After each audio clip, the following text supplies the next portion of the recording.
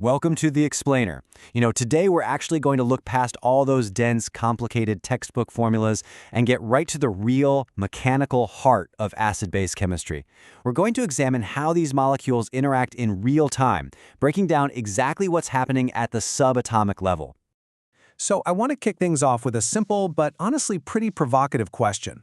When you look at a highly corrosive liquid or maybe a bitter alkaline soap, what fundamentally drives that behavior? Like, what actually makes an acid and a base a base?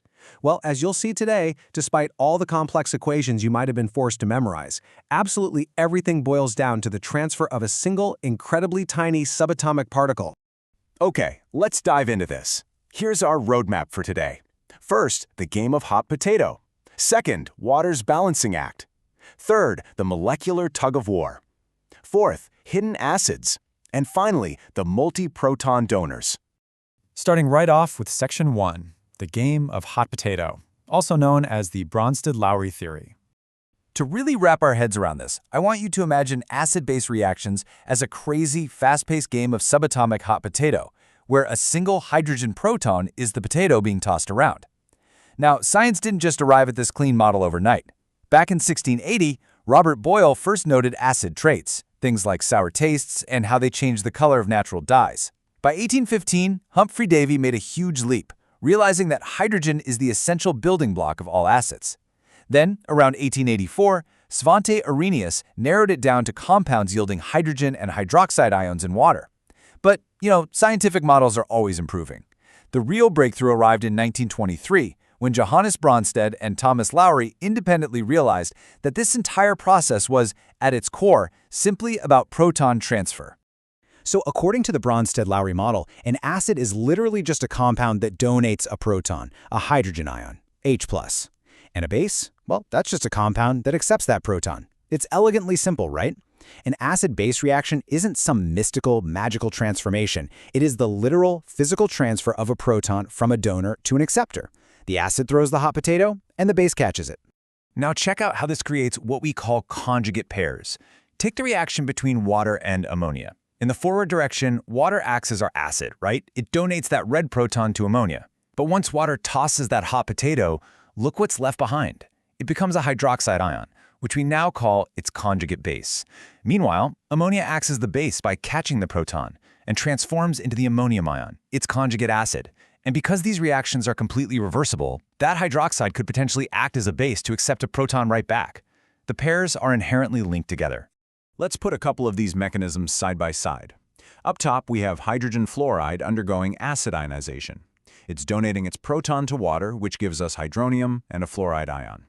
Down on the bottom, we have pyridine, which is a base, accepting a proton from water to create a pyridinium ion and a hydroxide ion. The big takeaway here is that whether a substance is acting as an acid like HF or a base like pyridine, the fundamental rule of proton transfer is exactly the same. The only difference is who is throwing and who is catching.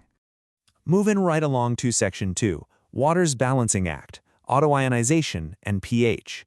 So, water is what chemists call amphiprotic, or amphoteric. This basically means it's a species capable of either donating or accepting protons. It functions as both an acid and a base. In our game of hot potato, water is the ultimate utility player. It can act as the pitcher, throwing the proton, or the catcher, receiving it. And that depends entirely on what else is floating around in the solution with it. Now, because water plays both sides, two water molecules can actually play this game with each other, transferring a proton to form hydronium and hydroxide. But look at this number, 1.0 times 10 to the negative 14th. This is Kw, the ion product constant of pure water at 25 degrees Celsius. It is unimaginably tiny. It basically means that while pure water definitely does auto-ionize, it does so by an incredibly, almost imperceptibly small amount. The vast majority of it just stays perfectly intact as regular old H2O. The really crucial point here is that this tiny constant, Kw, rigidly locks the concentrations of hydronium and hydroxide together in this strict inverse relationship. If you increase one, the other absolutely must decrease to maintain that balance of 10 to the negative 14th.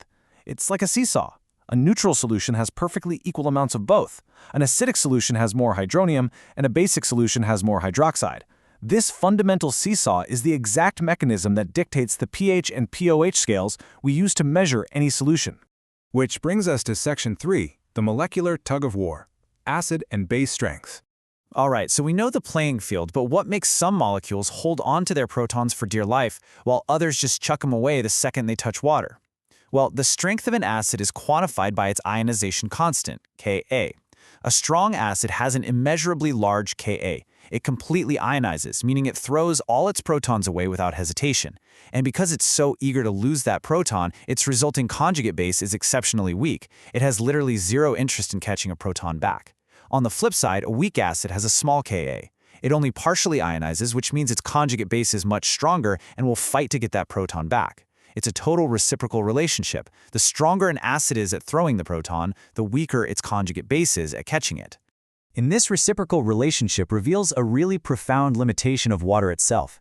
Notice all the strong acids at the top of this chart, stuff like perchloric acid and sulfuric acid. They completely ionize. But because they completely transfer their protons to water to form hydronium, hydronium is actually the absolute strongest acid that can exist in an aqueous solution. No way around it. Any stronger acid is instantly leveled down to the exact strength of hydronium. Chemists call this the leveling effect, and it's a total game changer for understanding solutions. Okay, so we've covered standard acids, bases, and water. But what about things that don't look the part? Let me ask you this. Can a seemingly neutral salt, just a standard ionic compound with no obvious hydrogen to give away, can that actually change the pH of water when dissolved? Let's find out in Section 4, Hidden Acids, specifically the hydrolysis of salts. Turns out, yes, dissolved ions can actually sneakily behave like weak acids or bases, completely disrupting that delicate balance of water we just talked about. This is a process called hydrolysis. When a salt dissolves, it separates into cations and anions. And often, these ions aren't just sitting there innocently. They can actually react with the water. For example, dissolving ammonium chloride yields an acidic solution because the ammonium ion acts as a weak acid. Conversely, sodium acetate yields a basic solution because the acetate anion acts as a weak base. If a salt has both acidic and basic ions, we just check the constituent ions against their respective Ka and Kb values. Whichever constant is larger wins the tug-of-war, allowing us to accurately predict the final pH of the whole shebang. But man, it gets even more fascinating when we look at metal ions. Take a look at this model of an aluminum 3+ ion. When dissolved, it doesn't just float around loosely surrounded by water. Actually, scratch that. It covalently bonds to 6 water molecules, creating a highly stable complex ion. Because that central aluminum atom is so positively charged, it aggressively pulls electron density away from those bonded water molecules.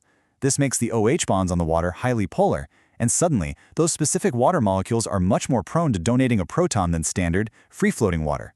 Just like that, this hydrated metal ion has become a hidden acid. Finally, we reach Section 5, the multi-proton donors, polyprotic acids. So far, we've mostly looked at monoprotic acids, molecules that only have one proton to give. But what about molecules armed with a whole arsenal of protons? Let's see how this builds using a polyprotic acid like sulfuric acid, which has 2 protons ready to go. The absolute critical thing to remember here is that the protons are lost sequentially, one step at a time. They are never lost simultaneously. In step 1, the first ionization happens, and the Ka is very large, complete dissociation. But once it loses that first proton, it becomes the hydrogen sulfate ion. Now in step 2, the second ionization, the Ka is drastically smaller, meaning you only get partial dissociation. So why is that second step so much harder? Well, successive ionization constants usually drop by a massive factor. We're talking a factor of 10 to the 4th to 10 to the 6th times smaller. It comes down to basic physics. As a molecule loses a positively charged proton, it's left with a negative charge, and a negatively charged ion is naturally going to hold on to any remaining positive protons much more tightly. That electrostatic attraction ramps up, making each subsequent proton exponentially harder to pull away. We've covered a ton of ground today, from the incredibly slight autoionization of pure water to the stepwise deconstruction of complex polyprotic acids. But remember, all these diverse and sometimes wild chemical behaviors stem from one remarkably simple action: the transfer of a single proton.